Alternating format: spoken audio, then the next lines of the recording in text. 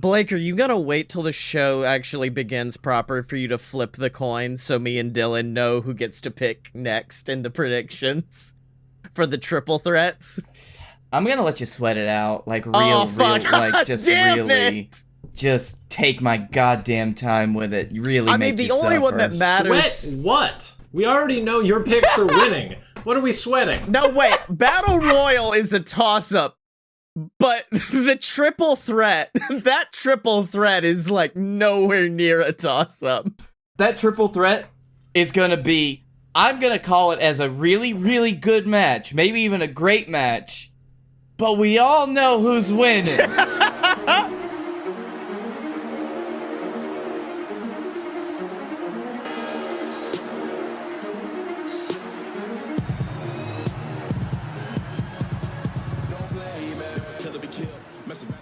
Welcome to Fight Boys, a show about professional and not so professional wrestling, and I get to go to an airport soon. Scotty Moore.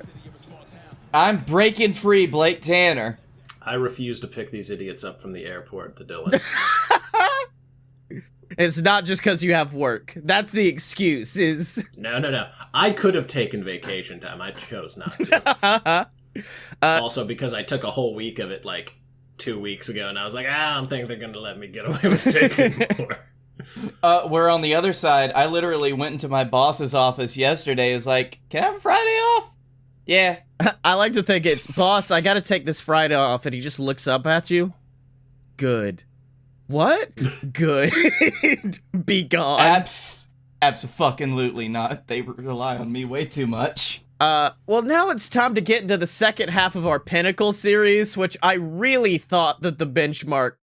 I thought we'd have more episodes in between, but it was literally one episode. Pinnacle is literally a group.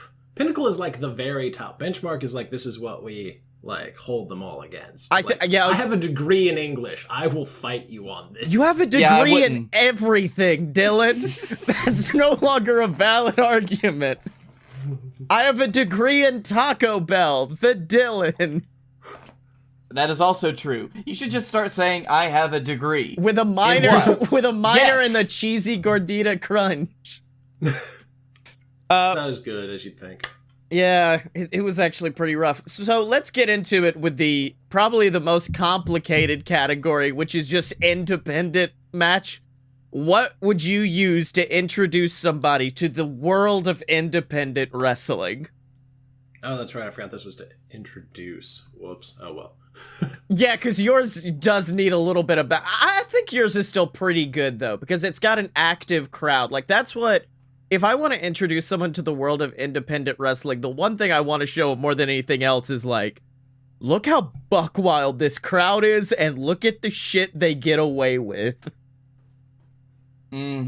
This is a very hard one for me, and I'm still debating on which one I'd have to choose for my entrance into indie wrestling. I've got two, and they couldn't be more polar fucking opposites. One is Grado versus Madman Manson's 6-star match, where at one point the fucking Titanic theme starts playing as Grado's holding Manson on the top rope, and they just take the piss out of every 5-star match ever created. I fucking love it. And I know this is just a me thing, but it does show, like, this is what they get away with in independent wrestling, is buck wild shit like this. Yeah.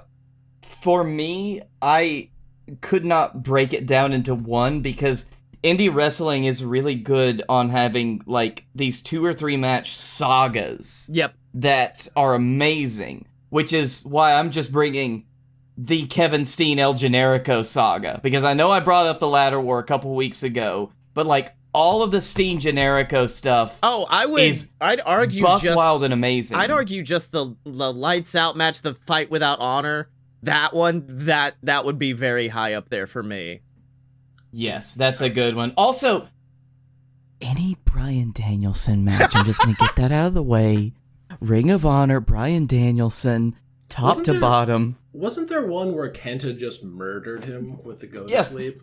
Yes, that was actually one of mine where I'm like, That could even be up there for my just one-on-one matches. Is that where he dislocated? Who dislocated his retina in a match? Was it? No, I think that was. Was it Kenta? It was the Japanese dude. Kenta. No. There was another one. The guy that was actually the other one that was Ring of Honor champion held it for like a year. Oh fuck. Shit. Hold on. I'm just gonna look it up while we. Hiroshima? It might have been. Let me see. Detaches retina. So I'm in this problematic spot where I just realized the best indie match I've ever seen involves somebody who. It was Morishima, by the way. Called it. Okay, just rip the Band-Aid off, Dylan. I know we're gonna have to rip another Band-Aid off for I think a match that both of you are bringing later. So yeah, Jordan Devlin versus David Starr in Over the Top. Oh yeah. Alternately, David Starr versus fuck, damn it. Shit. That's the problem with indie wrestling, is it's just a whole lot of this guy. Not this guy, actually. Not this guy. Oh, that was kind of how I was like, so, Jimmy Havoc in this ladder. God damn it. All my favorite British indie matches is just like, this is so here's the thing. David Starr is inarguably a horrible person. Well, yeah. However, for the 1 hour that this match goes on, he literally has an entire crowd of Irish men and women eating out of the palm of his hand. Yeah. It is the greatest example of like indie crowd control I've ever seen. He even surely goes heel at one point. I assume just to fuck with them before becoming the face again. And then his celebration is like one of those ones where the whole crowd cheers, and like, you need to understand, the build up to this was because Devlin's whole thing and Over the Top was he was the quote unquote import killer. Anytime they would bring somebody from the outside, like from another country, he was like, no, I'm the Irish wrestler, this is the Irish company, like, fuck you. And then David Starr was able to turn it around and be like, you work for the WWE now, you're the import, I'm the import killer, I'm the person on the indies. Yeah. Because he was still doing that thing where he was the unionized before that unfortunately died because of him. And like, so he literally got the entire Irish crowd that had been behind Jordan Devlin the whole time to turn on him. Yeah. And support him. It was masterful. If you watch it, it's on it might not be on Over the Top's YouTube channel anymore, honestly, I'll be honest with you. But if it is and you watch it, it is a master class in like just psychology and just like that was why I was so upset, because I watched, I was like, holy cow, like David Starr, and then like literally like a month later. Yeah. That was a very yeah, it was a rough one. That was a rough ride for a few there, boys. Big whoops. The bizarre thing about mine, though, like I said, is I have the ultimate comedy match in the form of Grado and Madman Manson in one hand, and my other selection, which was the ultimate in two big men slapping meat, beating the living shit out of each other in the middle of the ring. And it is from Ring of Honor, Samoa Joe versus Kenta Kobashi. Oh, that is a great match. You want to see two motherfuckers who should have died but didn't? So check it out. Mm-hmm. Also, how I feel about the Sting Generico Lights Out match. Yeah. So, also, if we want to have a category for, like, greatest entrance, I would submit Grado, whenever he had his... Gradoberg? Yeah, no. When he had it was, I think it was like Suge's House Party, like 3 or something, and they were in that big stadium. Oh yeah. Like a prayer came on, and you just had an entire stadium of people singing Madonna. Yeah. And that's what I really want to intersperse that old like John Oliver when he was like, wrestling is better than the things you like, and then just have it after that. I was like, show me another sport or some other form of entertainment that can inspire an entire crowd of thousands to sing Madonna unabashedly with no shame. Like we did. Yes. For a while there. I think I got to agree with Blake, though. The Steen Generico fight without honor, it's got to be it, because, like, one of the big things about the indies is like that fighting spirit and seeing a crowd rally behind a guy. And yes, like we like to focus on the brutality of that match, but also there is the heart of this weird ginger Canadian who pretends to be a Mexican luchador somehow fighting back against just a grizzly bear of a human.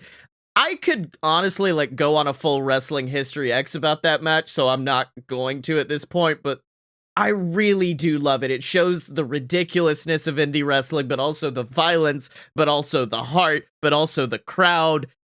I think I'd be hard pressed to find anything better than that.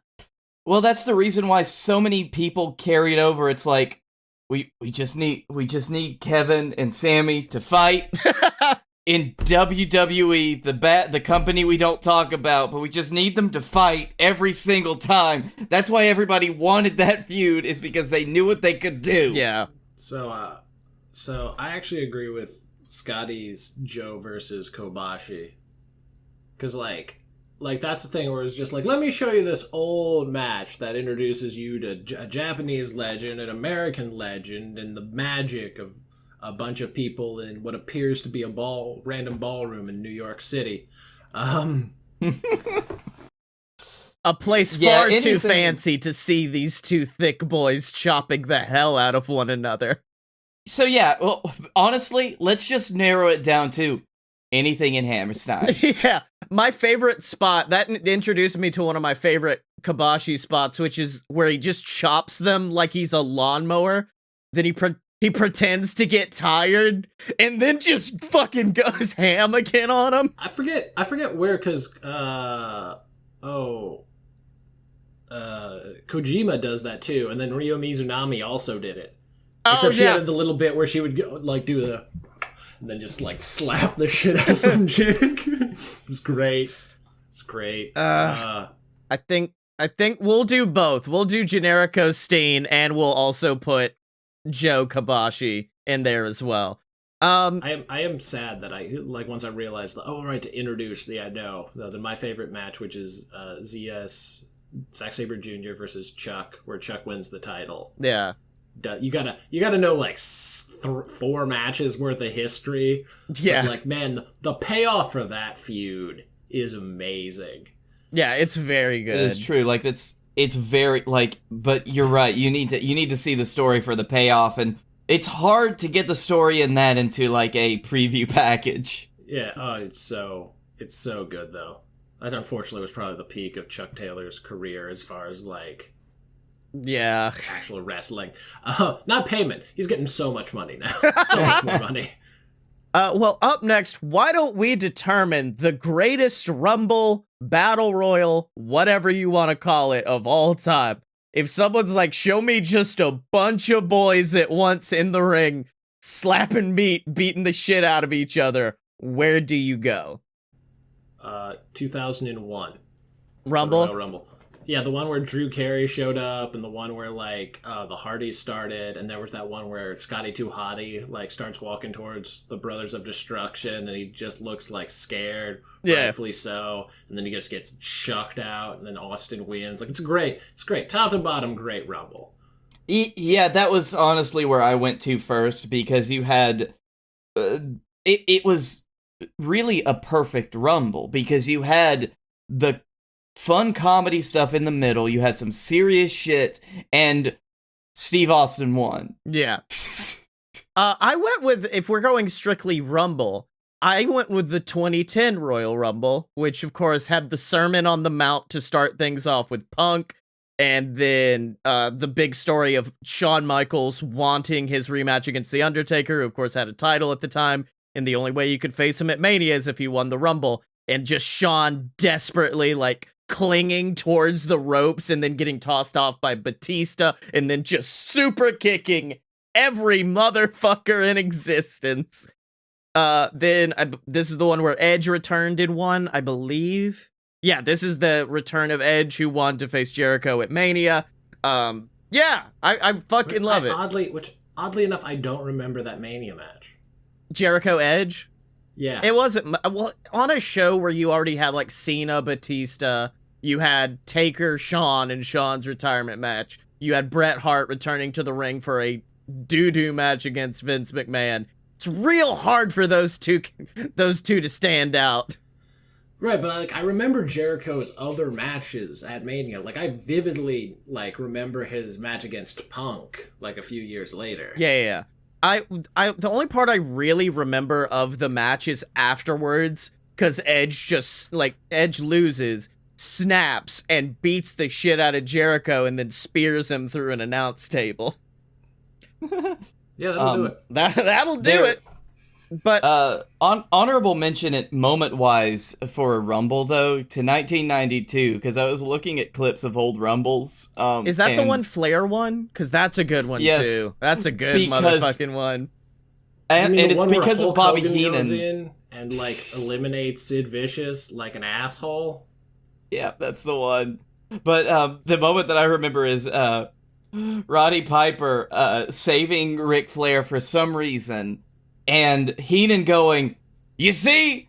And someone said he was wearing a skirt, and he said, "It's not a skirt, it's a kilt!" Oh, yeah, he just... And immediately after, when Piper punches Flair, he says, "That skirt-wearing motherfucker!" or something like that. Yeah, that was very good. I still love the stories of Cody's first Royal Rumble, where he's like, I ran in the ring, and I saw Taker, and I said, fuck it.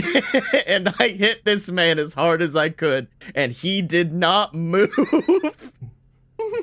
What was the Rumble that Austin was... I think it was Austin was supposed to win, but he gets thrown out of the ring. He tries to grab the ropes to save himself, and he just keeps flying. I can't remember which one that one was, because I think they ended up figuring out a way around it at the end. Austin fails to win Royal Rumble. Well, I do want to bring up something. We're not discussing Battle Royals, and I do think there's a Battle Royal that's better than any Royal Rumble. And it is the first ever Casino Battle Royal at Double or Nothing.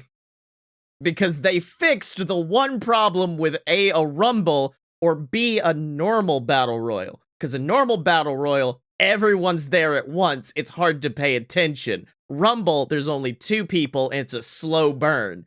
This one, you start with 5 people, which is a manageable amount of chaos to start with, and then they introduce just 5 more dudes every few. And firstly, it introduced you to MJF, someone who immediately was able to get heat with the crowd. It had amazing buck wild spots like Joey Janela just getting choke slammed through a table and dying, and then somehow eating breakfast with us the next morning. Yes, and also to point out, we saw that one live, which was that may great. have also added to it for me, but even now, I will still go back and watch that Rumble, that Rabble from bell to bell. I really love that one. Maybe it doesn't hold as much for me because I was waiting in line for a t-shirt. That... Yeah, that is a point. Oh, but also, to say, to their point with AEW, the build-up to the Casino Battle Royal was also really cool, because they had, the deck of cards. Yeah, Jake there.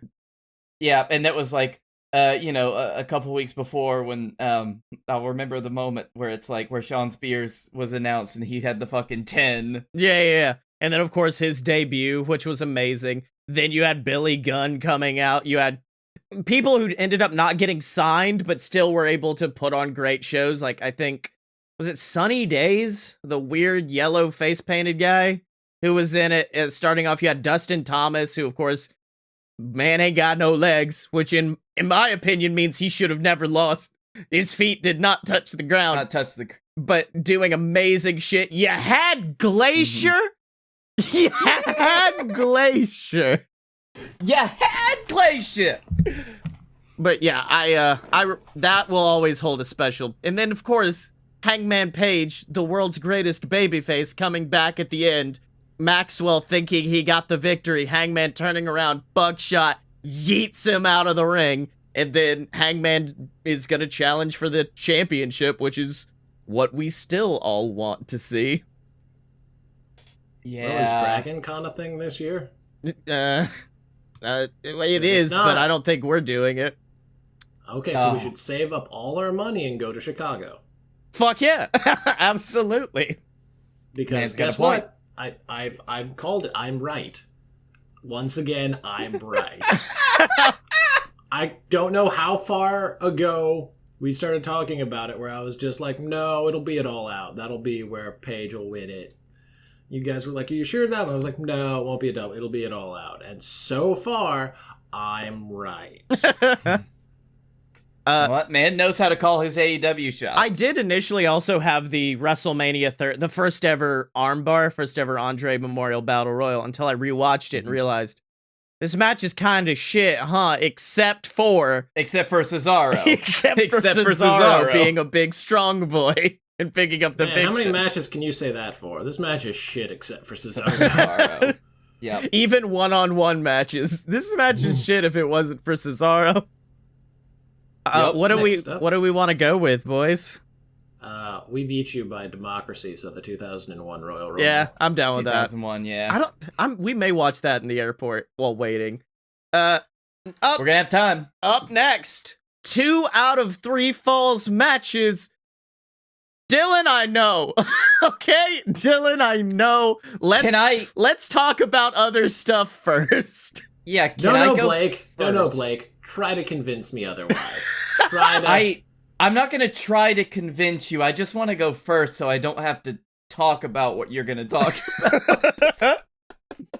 Because for me, it is the Sami Zayn Cesaro 2 out of 3 falls match at NXT. That's number 1 on my list. Number 1 on a bullet was that. Mm-hmm. It was so fucking good because we all just said Cesaro can make a shit match great, but Cesaro and Sami Zayn can make a great match amazing. Yep. And with 2 out of 3 falls matches, Sami being the constant underdog, and Cesaro being the fucking Swiss powerhouse. The Swiss Superman. Is that his voice? What is this voice you're doing? I have no idea where this that is Cesaro. From. What's I'm up? My name's Cesaro Cesaro. I'm the Swiss Superman. I'm swinging here. Come on. This is how Swiss people talk. Let me give you the UFO. It stands for the unidentified fucking object. Hey, I'm John swinging Stewart. here. Well, before we get into, I've already written it in. So Dylan knows. No, my personal favorite is CM Punk's final Ring of Honor match against Colt Cabana, which I didn't realize it was originally going to be in my indie section. Then I realized, oh wait, it's 2 out of 3 falls, and it's so good because it revisits their entire history in ROH. The Second City Saints revisits their feuds, and the beginning of it's amazing because, of course, we all know Colt Mafia. We all know Colt Cabana to be the goofy, fun-living guy, and that's how the first fall is Colt being a goofy guy. And at one point, Punk just stares at him and slaps him across the face and says, "Take this fucking seriously," because it's Punk wanting his last match to be this phenomenal send-off, and instead Colt is trying to be friends, like he's trying to do that, and it's such good storytelling to watch as Cabana realizes, like, this is my opportunity to take a guy who is kind of ran Ring of Honor for a while and beat him in the middle of this ring. Like, you see him go from, I'm going to send my friend away, to I'm going to make my name in this match. And he fucking does. Like, he takes him to his limit. They battle back and forth. And of course, it's my favorite Wrestle Boys. So how could I not choose CM Punk versus Colt Cabana? And now the actual benchmark. Fucking obviously, I'm muting my mic. Just go, Dylan. You're fucking smiling. I'm seeing it. He chose it, and I was like, man, I'm so glad I literally I used this trilogy, like two out of the 3 things of this trilogy to like do that. Actually, no, it's 4 matches. I take that back. So yeah, the final match in the saga of Kazuchika Okada versus my favorite wrestler, Kenny Omega, was a 2 out of 3 falls match at, I want to say Dominion 2000. Yep, it was Dominion. 18? 17? 18. 18. Yeah. Called it. But yeah, it was amazing. It had all the lead up you could want. Okada was at the end of his legitimately like record setting, like greatest run, almost arguably greatest run in New Japan. He had just broken the record for most defenses. He had held the belt for like almost 2 years. He had beaten literally everyone. But then, after beating Fale, he calls out and he says, Omega, like, we have to finish this. Like, we have rubber match, like, one match left. And Omega came out and was like, okay, well, we're going to do this. We're going to settle it right. We're going to go 2 out of 3 falls. And granted, stipulation matches are not big in Japan. So, like, the company had to explain what 2 out of 3 falls was. Kind of like how they had to explain whenever Kenny Omega brought a ladder match to New Japan for the first time. Yeah. But, yeah, no, they went. It was so, you need to understand, every Kenny Omega, like, championship match, I, like, paced and jumped up and, like, I did not sit still for any of those 4 matches. I yelled a lot at people that were not there.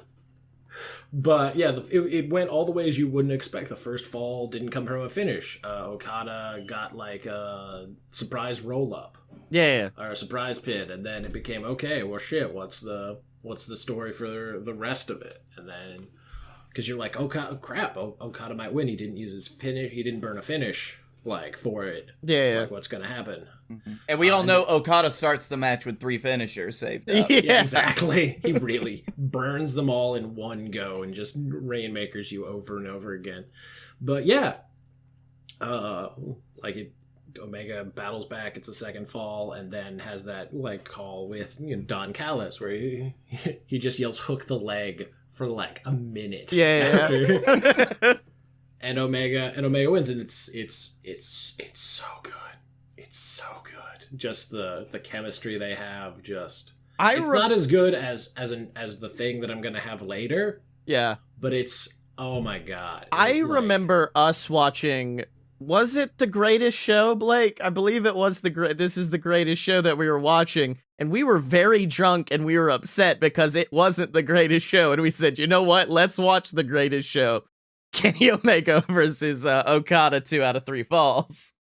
Yes, we did. I completely forgot about that. I guess I was very drunk, but now I do remember every single time Kenny hit a V-trigger, you would call it.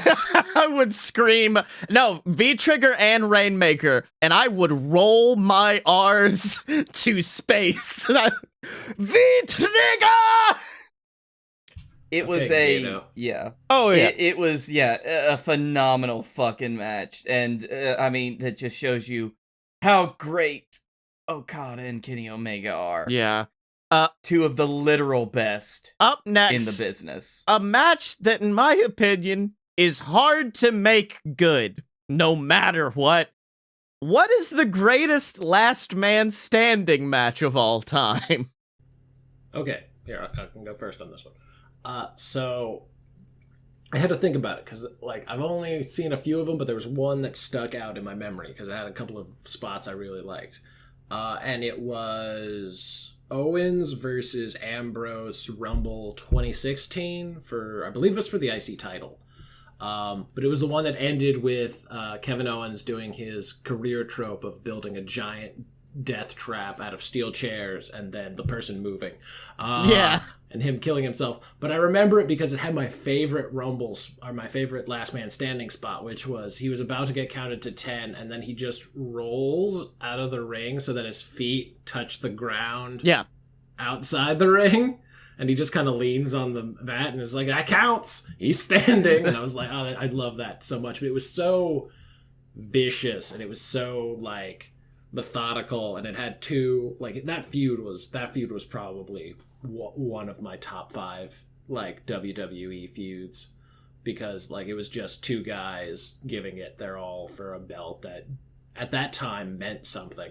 Yes, because they made it mean something, honestly. Like, and Dylan, that was on my list too. That was almost like, I think that was number 1. The other one that I had was a little bit of an older match, but like Owens and Well, interestingly, Ambrose is- interestingly enough for me, I have a match that has that same spot as well, also done by Kevin Owens, but this time a babyface Kevin Owens, and I know this is a very recent match in everyone's memory, but holy shit, that Roman Reigns Kevin Owens Last Man Standing match fucking ripped.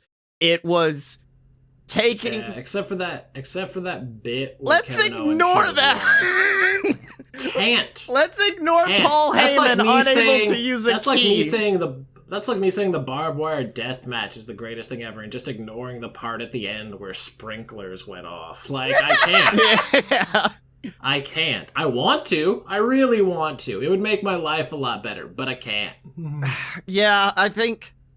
I also had Cena Umaga, but that was Yeah, that was actually on a couple of lists, but you see, I can't. that was the only reason I put it, was because I saw it on. I actually wrote Cena versus Umaga. Watch this before the episode, so that way you could talk about it. And then I just didn't have time to actually watch it. But no, I really love the. To be fair, I'm currently mad at John Cena, so. I'm also mad at John Cena, which kind of makes me mad because that is why I didn't bring the other one I had on my list, which was Cena versus Edge at Backlash 2009, the Last Man Standing match, which is like, not really talked about that much. I had to dig for it, but Cena plus Edge in match equal good. Equal good, yeah. Look, John's just having a time hanging out in the fun small town of Taiwan, and just let John do his thing. The town that is definitely not a country. I'm sorry, Chania. It's a lot when Philip DeFranco calls you out, but he titled a video, John Cena is a coward, and I went, holy shit. But no, back to Owens Reigns. I love that one, but because I really do love heel Roman Reigns and the kind of cinematic quality he's brought to normal wrestling matches. And this was a fun blend of that, but also with the brutality you expect with a last man standing match. And you had like great elements like bringing Kevin's family into that and that kind of firing up Kevin. And there were numerous moments where I was just like, Kevin Owens is gonna fucking win. Like the moment where he got handcuffed, I went, Kevin Owens is about to fucking win. Like, yes, this is great. And then of course, some bullshittery happened, and I don't know what the finish was supposed to be, but I don't think it was supposed to be just choking out a motherfucker until he can't move anymore. But at the end of the day, that would work in a last man standing match, is just to choke him out until he can't move anymore. I mean, the brutality was, if it was a judgment call, like a call in the ring, I could see it. Yeah. And for me, finishes for last man standing matches are always difficult because a 3 count's fast enough where you could just be like, oh, are they going to kick out? Ah, they didn't kick out. You got 10 seconds for me to be like, are they? Ah, they're not. Are they? Ah, they're not. Are they? Ah, fuck. I don't fucking know, man. I don't know.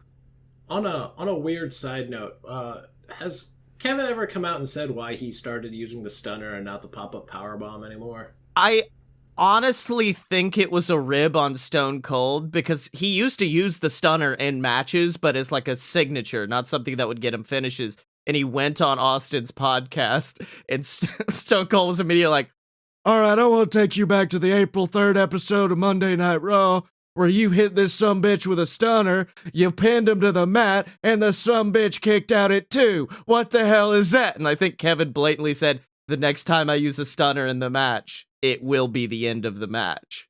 So I think it was like, it was because I'm sad because the pop-up powerbomb is like one of my favorite finishes. It is. I think he because probably it's versatile. Well, it is, but I think the stunner is even more versatile, which. But no one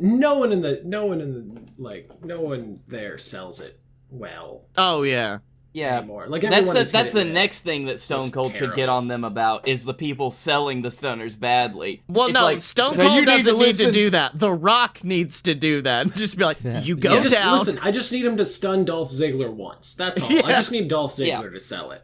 Well, yes, that is a good shame. point. He'll somehow do a somersault and land through the announce table. Actually, we could just have a triple threat because of The Rock, Dolph Ziggler, and Shane McMahon all ganging up on the entire roster, telling them how to sell a stunner. Dolph Ziggler ate a stunner and he ended up in the middle of the street. I don't know how it happened. Dolph Ziggler, I mean, he took that stunner and he ended up in Taiwan, which is really hard because he doesn't have a Chinese passport. The famed... Dolph Ziggler took a stunner and ended up in the famed state of Taiwan. All right, what are we gonna go with Owens Ambrose or Owens Reigns? I'd go Owens Ambrose. All right. I would also. That's fine. You know me. You know my proclivities. Either way, it's, hey, hold on. Owens versus a member of the Shield. Does not matter. Yes. The only problem is I don't think he's ever had one with Seth yet, which would probably be a banger. Oh, absolutely. Heel Seth just cackling at him the whole time. All right. You mean Drip King Seth Rollins? I fucking love Drip King Seth Rollins. Up next, Can't talk about him. The greatest triple threat of all time?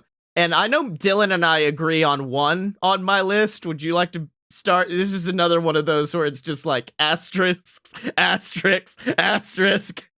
It's so difficult. It's because, again, oh my god. It's not tearing off a Band-Aid so much as it is just like applying duct tape to your entire body and ripping it off. I'm really surprised that question, because wait, are we ripping the Band-Aid off first, or are we talking about another one? No, we can rip off the Band-Aid. Okay, so at WrestleMania 20, like WWE went against like their known pick for world champion, and in the triple threat match between Shawn Michaels, Triple H, and Chris Benoit, gave the title to Benoit. At the time, great ending moment with him and Eddie Guerrero celebrating in the ring, and it was a really good match. It had good storytelling because Triple H and Shawn ignored Benoit because they were in the middle of their blood feud still. Yeah. And like they were like, we're gonna finish this. Fuck you over there. We don't care about you. And then Benoit was just like, you do realize I'm called the Canadian Crippler, right? He just has like Benoit and the cross face, and it was just like, that's what you get for not listening. Oddly enough, I do find it funny that match happened, and then 10 years later, freaking Daniel Bryan won the championship with the same move. Oh yeah. Yes, which he was also the third man in that match. It's one of mine on my list. I was gonna ask because it was really good. There's just some, there was bullshittery. Bullshittery. That didn't need to happen. Yeah, you've got to like to have the entire context on that match. You do have to watch the promo package for the WrestleMania 30 Triple Threat, now, which does that slaps though. That fucking slaps. It fucking slaps. It is the only Imagine Dragons song I like because of fucking WrestleMania 30. Is that one Monster? Monster. Yeah. Oh yeah. Silence your critics. Well, for me, I've talked about it ad nauseum before, but I did see it live, which I feel like is always going to affect you mentally and be like, that makes it better because you have the roar of the crowd around you. You are part of the match. But damn, if Seth Rollins versus Brock Lesnar versus John Cena does not fucking rip. We've already gone over both of my picks because that fucking triple threat, it was so good that when Raw was snowed in, like 2 days later, they're like, fuck it, let's just do this match again. Let's just show it again. Just watch it again. Just watch this fucking match because it shows that John Cena could still go and be a great wrestler when he needs to, that Brock Lesnar is fucking terrifying and will beat your meat. I mean, he had broken ribs. Like, Seth hit a flying elbow and broke the man's ribs. Yes, into a table, I believe. Yeah. Oh, it was rough. And then, of course, that was the first time we saw the Phoenix Splash out of Rollins really on the main roster, especially as a heel, And I shat myself in my seat when that happened. I just stood up like, what the fuck was that?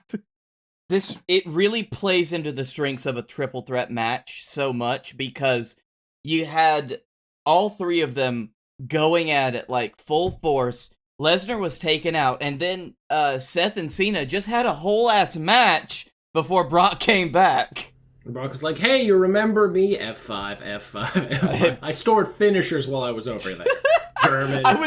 He was just taunting. Yeah. I can't remember if Brock had Cena up or if Cena had Brock up. And Rollins just hits a springboard knee, and it is the nastiest bump I have ever seen in my entire life. It's just this pile of dude falls to the earth on this mat and collide with one another. I mean, they went all out in this match, which is something that you didn't see from Brock Lesnar or John Cena at that point. This was the beginning of good John Cena, because this was right before he beat Rusev for the US title, and then you had the US Open Challenge Series, where people went, oh wait, John Cena can wrestle. Mm-hmm. And of course, in their Rollins defense, he hadn't for the past decade, so... Which is true, yeah. But and Rollins was on the top of his game. This was before his knee injury. This was when he was fucking defying the odds of what is capable for a human being to do. Yeah. And of course he had and cackling all the way. And he had the Money in the Bank briefcase, which added an extra element of just like, even if he loses, he could just cash in again after this. So that meant he had to be full on neutralized by the end of that match, or else people would be in trouble. Yes. Yeah, that was also the beginning. I mean, he had been the big heel on the roster for a while now, since Brock was only showing up intermittently. Yeah. But it was the beginning of his, biggest run, because that was right before the heist of the century. I think I'm between that one and the Benoit Triple H HBK one. Because... well, I know which one we should go with. Yeah. It's, you're not as somebody's entrance, because you're gonna have to explain Benoit, and I'm not doing that. Yeah. Because, it is a match that's entirely based around, this white meat underdog babyface fighting with everything they have to win the title. So by the end, you are going to have to look at the person next to you who's like, that dude fucking rules. Can I see more of him? Nope. To be fair, Benoit was never white meat babyface. It was always this thing of fucking dark meat on it. Yes, dark meat babyface. It was this thing of just that man resembled, when they said rabid Wolverine, it made sense. It's that looks like that man could put on a Wolverine costume and I'd believe it. Yeah, Scotty, you more just described the WrestleMania 30 main event instead. Yeah. Which is exactly that, which honestly, a good second place for introducing people to a triple threat. You just show them the video package, you show them Daniel Bryan winning, and I'm shilling for Daniel Bryan again and meeting my quota. Well, now I assume we're gonna take Lesnar Cena. I'm surprised you weren't wearing your Earth Championship shirt. It's right in there. I just hung it up a few days ago. He's saving it. With you? I'm bringing it to Orlando. Yes. Well, now yeah, but no, it's the Rumble match. Yeah. Cena, Lesnar, Rollins. Yeah. And I guess it is more important. This sucks to say, but I guess it is kind of important to show. You do want to teach people history, but if you're introducing people, it is also nice to be like, these are people you can see nowadays. One of them, at least. You can see one of these boys a lot. He's a drip king now. It doesn't make much sense, but it's okay. He poked a guy's eye out once. He also broke somebody's nose. Yep. That guy. That one right there. The one who doesn't think Taiwan's a country. He broke his nose. All right. In retrospect, he was doing a certain... My knee is from the future. His knee screams, for the people of Taiwan! And he rushes forward. Well, now on to our main event of the evening, boys. The greatest 1v1, no stipulation, I guess, match of all time. I have This is the greatest show! Fuck that you. is not it. So I have two. I have two. Technically three. One of them's just like my favorite WWE match. Yeah. And then one's the one that I think is the best for the WWE, and then one is my actual one. So my favorite WWE match is Punk Taker at WrestleMania 29. Oh, okay. Good choice, yeah. Because Punk just, like, he even talks about it as, like, I was doing anything. I was trying to get fucking time off. Like, I just, including the elbow spot to the table that did not break. Oh, yeah. Like, just brutal as, like, and Punk was doing all of Taker's moves. He did, like, old school. He was just doing all this shit, and then Taker was just like, you done goofed. Yeah. Just starts destroying. That was so good. And then there's, of course, Money in the Bank 2011. Oh, that's I had that that one. is That was one of number my one two. with a bullet on my list. Absolutely. Yeah, Like, that was that fucking crowd, right that there. crowd alone. That crowd alone. Of course, mine is unsurprisingly WrestleMania 12? 12? 11? 11. No, wasn't WrestleMania. What was it? Dominion? The time limit draw. Okada versus Omega. I don't think that was WrestleMania. Wrestle Kingdom, you mean, Dylan? Yeah. Because I have that'd be Wrestle great. Kingdom 11 on my list as well. My Yeah, two are fucking Money in the Bank, Punk versus Cena, and Okada versus Omega, Wrestle Kingdom 11. Yeah, that was Okada Omega 1. I'm trying to remember what show 2 happened at. I don't... Was it Dominion? Yeah, I think it was Dominion. Because they had this thing where, like, yeah, we're going to let it cool off. And then they're like, hey, listen, we need to sell out the Sumo Hall. So you guys are going again. And they're like, oh, fuck, what can we do? Fucking draw? And you need to understand, championship matches in New Japan are an hour. Yeah. Specifically so that people are like, okay, well, there's not going to be a draw. This thing's an hour. And then they did, and it just built this whole time. Because the whole time you're like, there's no way they're going to do a draw for this match. Like, it's Okada versus Omega. Like, this must, and like, just. Was that the one, Fucking- or was it the Wrestle Kingdom one where he sets up for the Rainmaker and Kenny No, it's just that one. collapses? Yeah, at 50 minutes into the match. Yeah. I need you to understand, that was one of the ones where I was yelling at the last 10 minutes. I called Grado. I've called Grado every name in the book over the course of those 4 matches. Because it was fucking like, you got to a point, and you're Yeah. like, it's not gonna come to a draw. It's not gonna come to a draw. It's a draw. Yeah, especially Well, because- there was the mini drama with Cody being like, "We gotta throw the towel," and the Bucks being like, "Fuck off." Yeah, because one was Okada winning. Yeah. The Dominion, or that match was they Draw. went to a draw, and then the 2 out of 3 falls match Falls. was No, there's one more. Was it? There's one more. The Okay. G1 match after he was the U.S. champion, because after that was part of why he was able to say he was the main event, because Don Callis even brought it up. It was just like, some are saying that's the real world championship because he beat Okada, so the U.S. champion beat the world, or the heavyweight champion, and then they were able to be like, well, this is the main event. Like, this dude's got the real belt of America. The only 2 thing Canadians fought for the belt of America.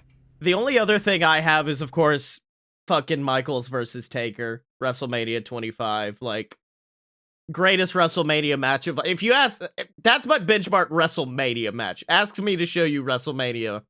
That's it. That is the ultimate. And it's cheesy as shit, but it is literally a battle of good and evil. You've got Shawn coming down from heaven, Taker coming up from hell itself. The gear is perfect for it. You've got the ultimate kick out of all time where Shawn kicks out of the tombstone and you just see Taker's face in the camera as he's just staring down like, what the fuck can I do?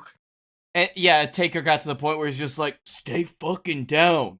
I don't want to kill you, but I will. And the most horrifying moment of like audio syncing up when Taker hits that fucking tope con hilo to the outside, and then the camera drops on the ground and cracks. At the exact same moment, Taker's face hits the earth itself, and it looks like his spine is cracked in 2.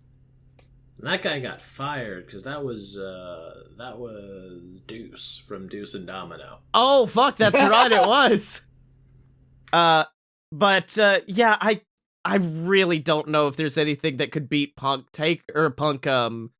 Cena. Like the energy behind it and that crowd going, especially if you show people the video package beforehand of like seeing everything going into this, seeing the fact that if Punk wins, he's just straight up leaving with the title.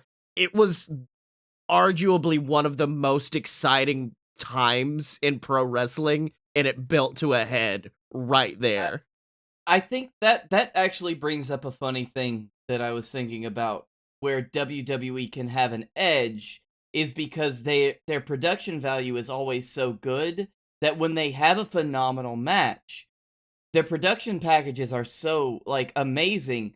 They can play them before any match, and most of them suck, but they play it before a great match, and it is cemented as one of the best matches in history. Well, yeah, because you also, like you get the Punk Cena. details about it. Like, you get that way when you do show it to other people, you don't have to show them, I mean, I would show them the pipe bomb, but you don't have to show them that. You don't have to show them Punk just screaming at Vince McMahon, apologize, and then, I apologize, you son of a bitch! It's all there in that video package, which I think you're right, does give it a bit of an edge to it. But even beyond that, people know John Cena, and they know him to be the ultimate babyface in WWE, and it's such an interesting thing to show them a match where he gets booed to hell. Like, and obviously there have been moments like it in the past. I believe that is second only to the second one night stand crowd in terms of hostility towards John Cena. Oh no, the second one night stand was absolutely brutal. Like that was a crucifixion. At least at this point, they had a reason to be behind Punk and against Cena. Not saying that the ECW crowd didn't, but like it was in storyline meant for people to be booing John Cena. Yeah, I don't know. Like I said, it's this thing of an acknowledged really great match versus literally the highest rated match of all time. Yeah, that is the thing, because I'm really waffling between the Wrestle Kingdom of 11 match and the Punk versus Cena match. Like, well, mine's those not Wrestle two... Kingdom 11, Blake. Oh, I'm sorry. I thought that was no. the, He's time going with limit the draw. Dominion Was that... one. That's the time limit draw. Oh, okay. I thought that was at Wrestle Kingdom. I must have been mistaken. No, that was the I'm first one sorry. that Okada won. My argument against the hour-long draw is in the words I just said, that it's an hour-long draw. And if you're trying to bring someone into wrestling... How long is the Cena Punk match? That thing is like 35 minutes. Yeah, but also I feel like if you're introducing someone to wrestling and they're like, show me the great, like, a phenomenal 1v1 match, showing them a match that ends with neither dude winning, I feel, after an hour, I feel like would turn people off. I already said the 2 out of 3 falls match. That would have been it, but we already used it. Yeah, because you've already got one, Dylan. Okay. Listen. It's if I could reuse that one, I would be using it right now. Yeah. Okay. That is true, because I'm gonna be honest. If you need to watch one match from what we've talked about so far, it's that one. Yeah, it's the 2 out of 3 falls one. Let's see. It looks like it's about 48 minutes from like video package to end, and that also includes the get Alberto out here, get Alberto, and then him escaping up the ramp and all of that. So yeah, it's about the same length, but there's a lot more kind of crammed in there. I don't know, man. I mean, I know where my allegiances lie, because after this, like, you can then show them the fucking classic they had on Raw, where Punk was like, I don't give a damn about money. I'm gonna pile drive John Cena into this mat. Their match at Night of Champions, I think, where Punk had like the baseball gear. And it ended in... Yeah, wasn't that the one where John Cena pinned himself and he thought he won? And no, they pinned each other. It was a weird, like, Russian leg sweep or something off the ropes. German. It was a Spider German. That's right. It was a Spider German, and both of their shoulders were down, and so they pinned each other. Gentlemen, Only one way we can solve We are this. not coining this, Blake. I refuse. I can't even see his camera right now, so this is amazing. I can't even see the coin. We've already got an Omega Okada on here. We already have a Punk, don't we? Not CM Punk versus John Cena. This is suggesting two of the same people in the same match. We don't have, like, two... Actually, do we have a Punk? I don't think we do. I don't know if we've had a Yeah. But I don't want to give two to John Cena. It's John Cena. But it's John Cena! Meanwhile, how many have we given to Omega so far? Because I feel like Omega needs one. We've given one to Omega. Kevin Owens has two. Technically. He's got the... Wait, what's the other one? He's got the fight without the honor, feud. and then Yeah, the that's last fair. man standing match. We All could right. arguably go through and figure out who the greatest wrestler of all time is by just saying who's had the most of these. But before that, we gotta get into predictions for this Sunday for some matches that are certainly gonna be fucking great. At Double or Nothing, and in the pre-show, we've got Serena versus Riho for the NWA Women's Championship. Serena Deeb. Yeah. What did I say? Just Serena, which I believe that was Eminem's. No, that was straight. That was her straight edge society name. Was just Serena. That's fair. Yeah. I wish this was her Thunder Rosa, just because I haven't gotten to see Thunder Rosa live yet, and her and Serena have already shown they can like put on classics. But we've all got Serena for this one. Yeah. Spoiler: we all have all of the same thing for this entire card. Except for the triple threats or the multi-man matches. Yeah, because we're not allowed to. We've all got Bucks beating the team of the Wild Things, which I don't care the Bucks win. I'm just excited for that match. Wow, Fang. I'm excited to just sing. I'm just excited to I just wanna sing. sing it. Yeah. Yes, me honestly, too. I'm on the fence about that one. Do you think? I know that one. I'm definitely that. I've got a few I'm on the fence on, but not Bucks dropping the titles just yet. Well, on the fence, like, prediction-wise, I don't know. On the fence of, will this be a good match? Hell no, this is gonna be cool. Yeah. There's only one match on this card that I'm just like, ah, fuck. Oh, I see it right now. Is it Cody versus Agogo? Yeah, 100% is. I already warned Allie that Cody's entrance is gonna be like 10 minutes, overproduced to hell. He holds like, out his just the most arms and 50 bald eagles fly out. Yeah, the most self-aggrandizing thing you've ever seen. American Dream is probably gonna play. Oh yeah, because he said I'll say the original. I know he said the original version of Downstate's coming back, but there's gonna be a twist. It's definitely gonna be American Dream. That's Adrenaline. so fucking weird, though. That does not fit with a downstate song. Something Cody Rhodes. I just fucking play Kingdom again, Cody. What if it has? That's all you need to do. What if it has nothing to do with Dusty and it's just whoa? You're only smoking mirrors. Whoa! There goes Cody Rhodes. Whoa! Taiwan's not a country. Yeah, we've all got Cody because he's calling himself if he was like, it's the American Nightmare versus the British Invasion or whatever, I'd be like, Agogo's winning. The fact that he's like, I'm gonna take Dusty's name. I would like to point out that this is by far. This is how you know that Cody has like pulled a Hogan and is in charge of his own creative control. Because there's no way Tony Khan would be like, yeah, so what you're going to do is you're going to come out and you're going to cut a pro-America promo. Cody and then the most... bad guy. And then the bad guy is going to point out all the problems with America that people in our demo also agree with. And then in Jacksonville, which is like the dirty... like part of the dirty Florida. Jacksonville. Yeah, we're gonna have that guy win on Memorial Day weekend, and like the fucking like Blue Angels are gonna fly over afterwards. Like don't get me wrong. I hope more than anything that Anthony Ogogo punches Cody Rhodes in the face, like for real. But maybe to knock some sense into him. I don't know. I also like.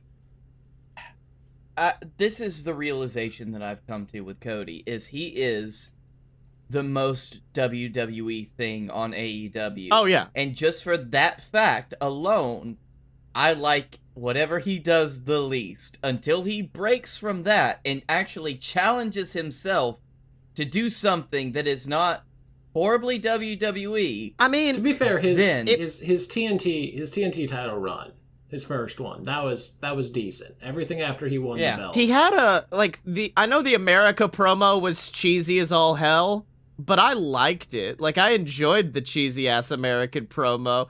I did enjoy afterwards someone who tweeted, when Cody Rhodes realizes his promo didn't fix racism, and it's just Cody crying. And also, I'll say, like, I mean, Cody started strong with that first Double or Nothing match against Dustin, and it's just been in waves ever since. It's been like, oh, he sucks now, but maybe tomorrow he'll not suck. So it's like Cody is... So like, over under two run-ins.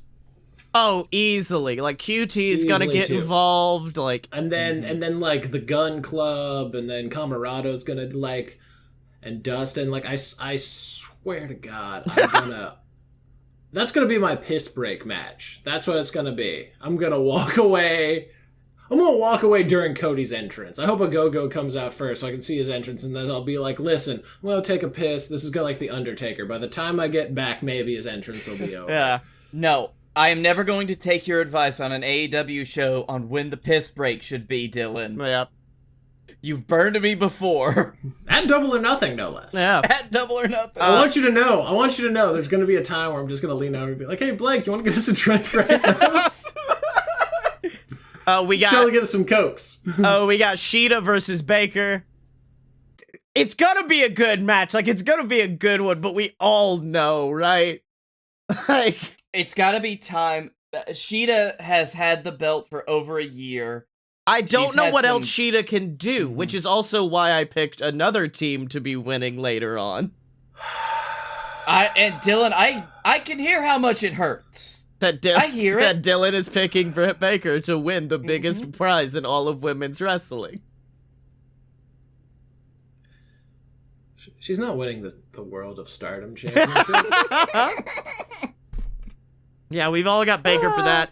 All have Cody. We've all got Hangman Page versus Bryan, which is just I really hoped that would be for the FTW Championship so much. I would love if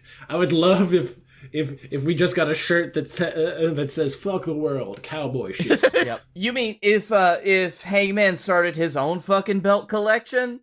Yes. Fuck the shit. Fuck the cowboy shit. Yeah, that's one of those matches that kind of came out of nowhere, and I'm like, all right, I guess this is what this is. You gotta have Hangman on the show. Yeah, well, they needed a way for Hangman to not be the number one contender for this show. Right. So they had Team Taz, and then they're like, okay, we have to have him get his heat back. Rematch? Have him beat the big boy on one of our biggest shows. Miro versus Lance Archer. Couple big men slapping meat. We've all got Miro. I'm really sad that Archer... I'm pretty sure this is where Jake is gonna, like, drop Archer. And I'm real sad about that. I could see that happening. No, because Jake was just like, why are you wrestling a match on Dark? Like, why are you giving this away for free? You do this for money. He's like, Jake, we're gonna do this my way. Oh, yeah, like, to be fair, Archer never really needed Jake as a manager. Because, like, Archer can talk well enough. Like, give Jake to, like, fuck, I don't know. There's nobody really that would fit. Have him be the manager for freaking, Angelico. Oh. Angelico, yes. TH2. Jake the Snake Roberts is the manager for the Hybrid 2. Absolutely. After Miro just showed his absolute dominance in murdering Darby Allin. I'm just sitting here, it's like... It wasn't that... It was honestly not as much of a squash as I thought it would be. I didn't think it was going to be a squash, but he still murdered him. Yeah. Darby, like, he showed the fight that he is known to show, even after being thrown down a bunch of steps the week before. And I'm like, there's no way to safely take that bump, by the way. Oh, no, not at all. They just fell down a bunch of steps. Look, they don't teach you to fall down steps in wrestling school. He fucking did. I'm gonna be honest. I bet the way that he pitched that is like, dude, I'm a fucking skater. Do you not think I've done this before? Unintentionally. And luckily, he gets to get his heat back as he teams up with Sting in a match against All Ego, Ethan Page, and fucking Scorpio Sky, which is a team I never thought I would want, but I kinda like. it. Here's this thing. It was like, I finally watched their matches, because like I had been avoiding it, because I was like, Ethan Page is what brings me into it, because I don't, for some reason, I just can't get behind Scorpio Sky. There's like just something about him. Maybe it's the gear. Maybe it's the fact he's never changed his gear. Yeah. I just like, don't get me wrong, his theme song's good. He's got good mannerisms. Reach like, for the sky! Yeah, great intro. But Ethan Page is the reason why I watched the tag team, and I'm just like, yeah, all right, I'll watch this. Their promo like they had was great. For some reason, Ethan Page didn't have a shirt on. Yeah. In fact, they rock like fucking does. men's onesies. It's so good. But they're taking on Sting in his return match in a wrestling ring. It is gonna be live. It is not pre-taped. I wonder who's winning this. It's Sting! Yeah, face paint boys, baby. Yeah, I mean, I can see how story-wise they can make it to where face paint boys lose. Yeah. I don't think that's gonna happen. If they wanted to do it, they can. But honestly, the shine needs to go back to Darby, so he's probably gonna like save it all for him. Yeah. Up next, we got the Casino Battle Royal, and Blake, you've got to flip a coin because me and Dylan are currently tied. So we got to find out who's going first. All right, gentlemen.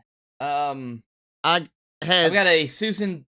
Okay, I was gonna ask that, but Heads. yeah. I have a Susan B. Anthony coin that I'm going to flip for this special occasion, because it's the only one that I have in my reach. And it's heads. Yeah! TBD! TBD! TBD! TBD! Yeah, I'm choosing the wild card. Whoever the fuck that last person is my pick. That's fair. Oh, also Blake picked Christian. I guess we should bring that up. Yes, we should, yeah. I was gonna wait, but yeah. Christian! I'd take Penta, but we've already had that match. Not with the title on the line, though. Yeah, but it already happened. Like, he won, and then he faced Phoenix, and then he faced Penta. Oh, that's right. I forgot about that. So, fuck it. I'll go Jungle Boy. That's not bad. Hey, Jungle Boy. I mean, he's getting there, and it could happen anytime. It's just like GameStop. The rocket could go off. To the moon! Especially because they always talk about how he's had the most matches in AEW. Like, he's the workhorse. They clearly see something in him. He's been getting more vicious. Like, that snare trap fucking submission of his. Which is like what the STF could have been like if John Cena could wrestle. And it's like he's due for another title like match. A big thing, yeah. He had that match against Jericho, but that was 2 years ago almost. Like, we need something. I watched You Cannot Kill David Arquette this morning, and there's a very sweet moment at it honestly seems like they had already made the movie, and then after Luke Perry's passing, they included a really nice moment between David and Jungle Boy wrestling in Hollywood. It was really nice. Also, that movie is fucking insane. David Arquette wrestles luchadors in the streets of Mexico and then runs to cars begging for money. It's absolutely insane. Why is he begging for money? He goes to... He has friends' money. Got friends' money. He went to train in Mexico, and apparently street wrestling is a thing down there, which I'd never. No. That doesn't answer the question of why he run to cars for money. Oh, because they wrestle in front of the cars and then they tip them afterwards. So he's running to the cars to get the tips, and he gets no tips, and it's hilarious. Up next, the second stadium. Really, the white guy with shitty tattoos didn't get tips from who's wrestling Mexican luchadors didn't get tips in Mexico? Yeah. Second ever Stadium Stampede match, Pinnacle versus Inner Circle. If the Inner Circle lose, they must disband forever, which is why it's very interesting that all three of us were like, Pinnacle! They're having a appreciation night for themselves, like... Honestly, after this, I hope that Santana and Ortiz are the ones that take the titles off the Bucks. I think best friends. Oh no, as baby faces that would work too. Either that or best friends. Those. I was gonna say yeah, because best friends. Like I'm still really surprised they didn't have him be transitional to take them off of Omega Cowboys. But I know why. But like yeah. With me, the Inner Circle... By the way, Trent has noodly arms now. Like, you can tell that, like, he hasn't been... Because he's still ripped, but, like, he was doing the thing for Rocky, and I was like, man, your arms do not look buff anymore. The same. Yeah, well, the thing with, like, Pinnacle versus Inner Circle is... Inner Circle is...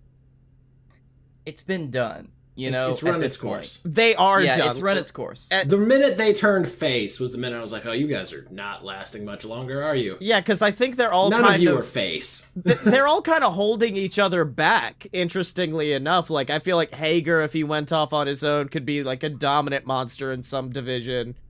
He's the one I care the least about. That's why I started with him. Mm-hmm. Santana and Ortiz obviously could have a great run in the tag team division if they just get to be... proud and powerful, that's who they are.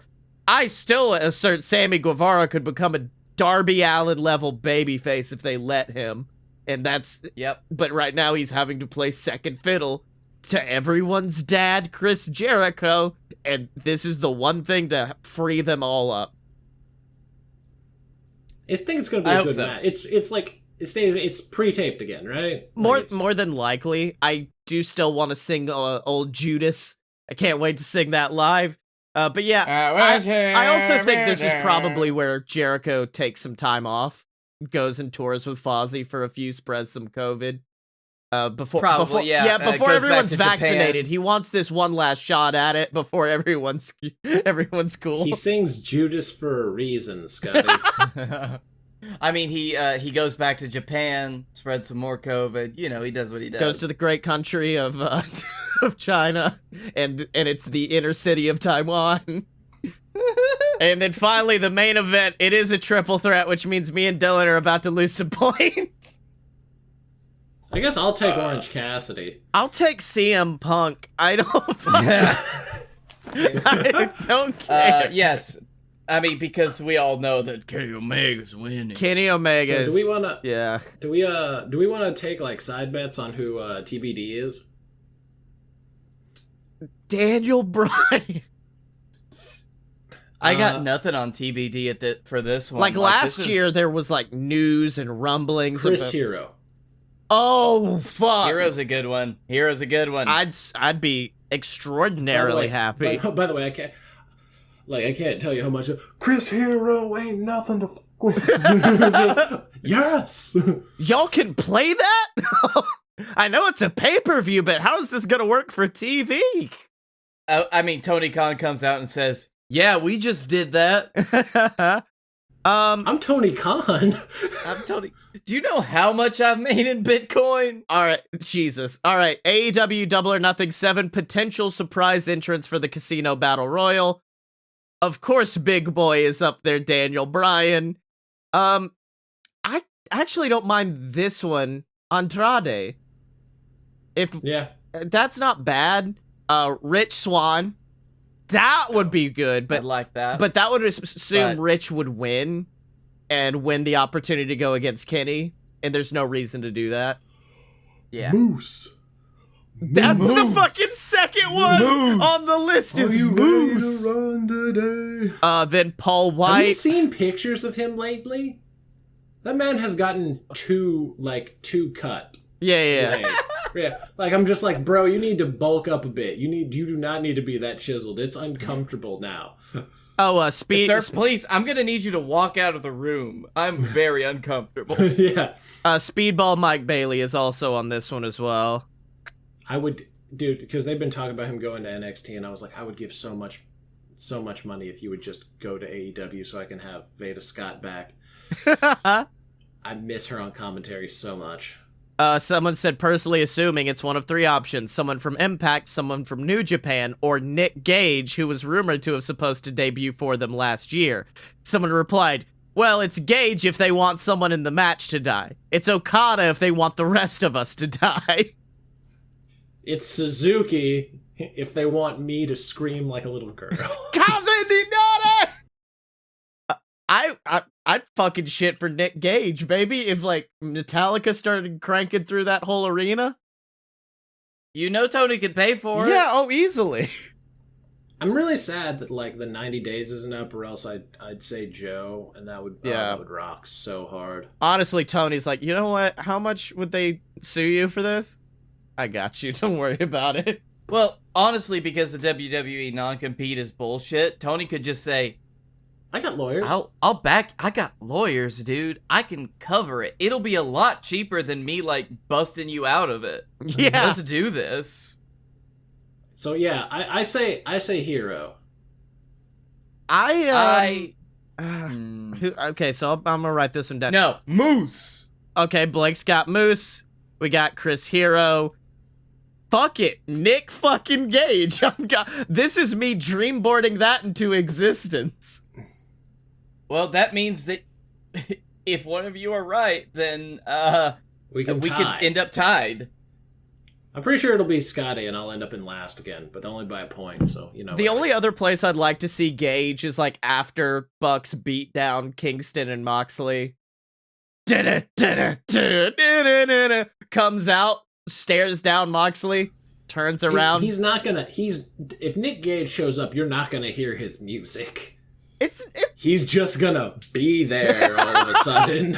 And he's gonna be and you're going to feel his murder aura. And you're not gonna be sure if this was planned or not. Yeah.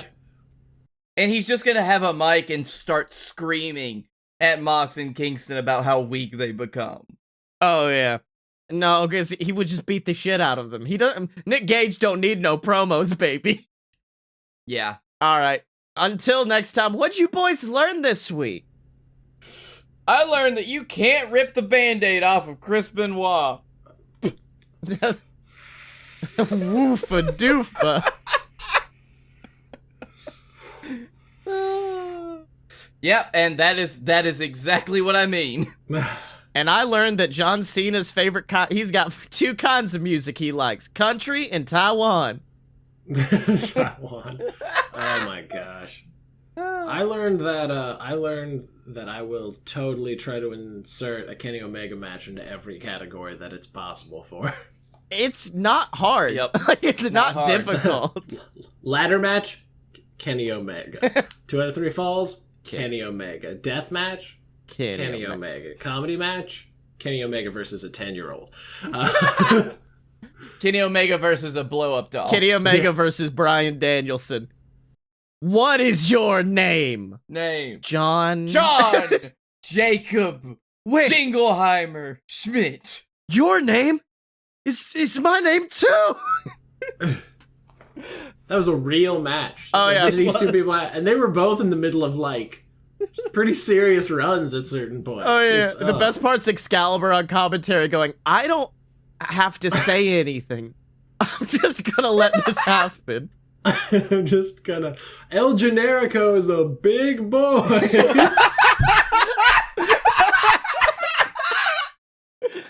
All right, where can people find y'all on the internet? Fuck you. You can find me at elgenericoisabigboy.net.